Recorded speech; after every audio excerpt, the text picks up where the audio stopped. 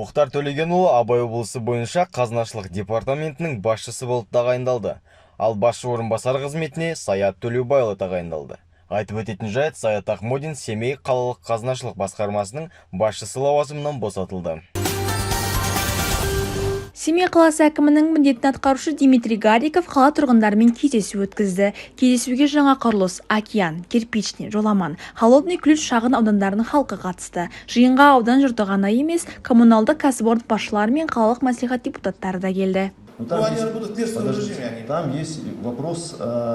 Для того, чтобы выписывать штрафы, система должна интегрироваться с системой ЕРАП, это система, которая единые административные штрафы. Они сейчас проходят сертификацию. Сейчас они все документально все эти вещи пройдут. В Министерстве информационных технологий получат все сертификаты и уже будут непосредственно работать так, как они должны.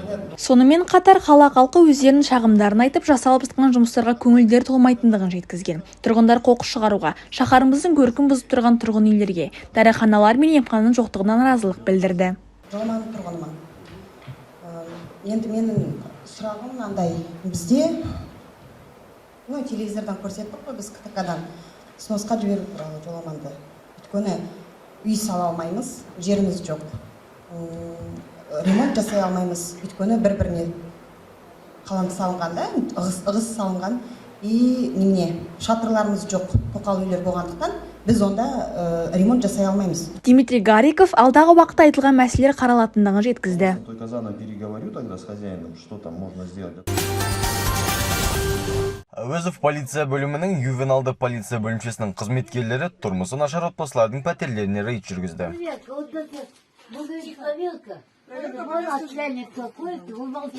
15-18 тамыз аралығында Абай облысы бойынша жасөспірім жедел алдын алу іс-шарасы өткізілді. Бір апта ішінде 27 отбасы тексерілген болатын. Пәтерлердің бірінде қонақтарды кір, көгеру, қабырғада жыртылған тұсқағаз, сынған жиһаз және бірнеше ай бойы жуылмаған төсек орын қарсы. Я вот с утра мусор собрала, убрала. Вот так гуляли, она немножко мусорит. А в зале вот здесь.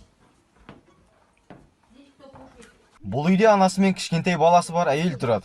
Полиция бұл отбасын 2016 жылдан бері біледі. 42 жастағы қала тұрғыны бүгінгі күнге дейін балалар үйінде тұратын 4 баласына қатысты ата-ана құқығынан айырылған. Барлығы жедел алдын алу іс-шарасы кезеңінде әкімшілік жауапкершілікке 2 заңды өкіл тартылды. Проверка по месту жительства. Биыл болашақ бағдарламасында еңбек нарығының трендтерін талдаудың нәтижесі бойынша тізімге инновациялар, жаңа технологиялар, медицина және өнеркәсіптік инженерия саласында 40 жаңа мамандық енді. Осы мақсатта Семей қаласының мектеп мұғалімдеріне, колледж ұстаздары мен білім бөлімі қызметкерлеріне болашақ бағдарламасы бойынша түсіндірме жұмыстары жүргізілді. Ең бастысы біздің мақсатымыз биылғы 2022 жылға болашақ бағдарламасы бойынша қалай оқуға түсу жөніндегі ақпаратты беру үшін келіп отырмыз.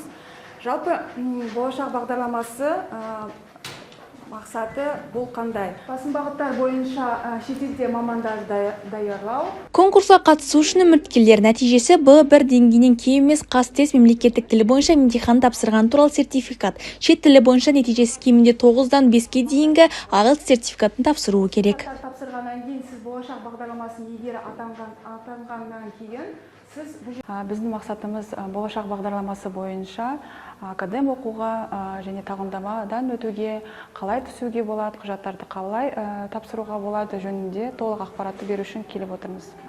Бүгінгі кездесуге Семей қаласының мектеп мұғалімдері, колледж мұғалімдері қатысты. Бұл мемлекеттік бағдарлама болғандықтан бұл жерде академ оқуға және де тағылымдамадан өтуге көп мүмкіндіктер жасалған. Бұл жерде жыл сайын болашақ бағдарламасы бойынша 555 гранттан бөлінеді. Барлығы кез келген біздің тізімге енген университеттерге оқуға түсуге болады. Конкурстық іріктеуге қатысу өтінімдерді қабылдау онлайн режимде өтеді. Болашақ бағдарламасымен ең үздік жоғарғы оқу орындарына түсуді көздейтін үміткерлер өз үйінен шықпай құжаттарды егов.kz мемлекеттік қызметтер порталына тапсыра алады. Үйді немесе тағы бір нәрсе қойсаңыз жылжымайтын мүліктің қалғанын гарантадан аласыз. Жарма ауданының Әуезов кентінде осы жазда көп жылғы проблема аумақтың бір бөлігін табиғи ағын су басу мәселесі шешілді. Тұрғындарды мазалайтын мектеп жанындағы және тұрғын алабындағы шалшықтар тартылып құрғады. Бұрын айналадағы төбешіктерден ағатын сулар көбінесе дренажды арықтардың тұрмыстық қоқыспен бітелуіне байланысты кенттегі су өткізгішке түспейтін.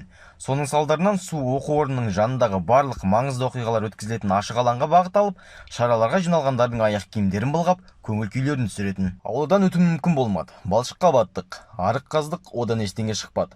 Маман болмағандықтан тағы не істерімізді білмедік. Сондықтан Бақыршық тау-кен өндіру кәсіпорнынан көмек сұрауға тура келді.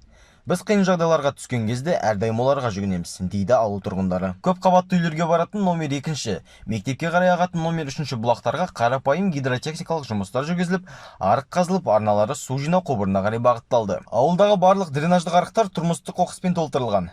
Өкінішке орай бұл біздің атқарған жұмысымыздың нәтижесіне күмән келтіреді, дейді гидрогеолог Гаухар Сейттықова.